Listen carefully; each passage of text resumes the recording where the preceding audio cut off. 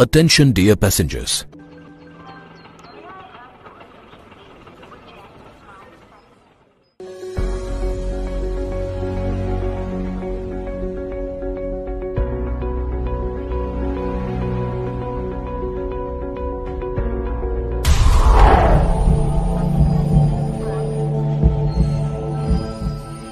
Life would have been different if he had not tried to board a running train.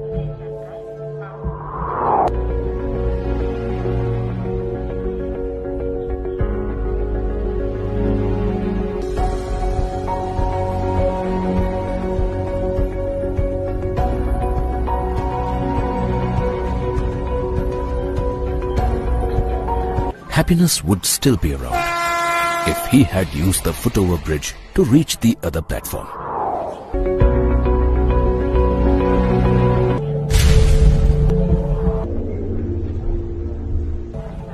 The reunion with loved ones would have been so wonderful if he had not tried to get off a running train.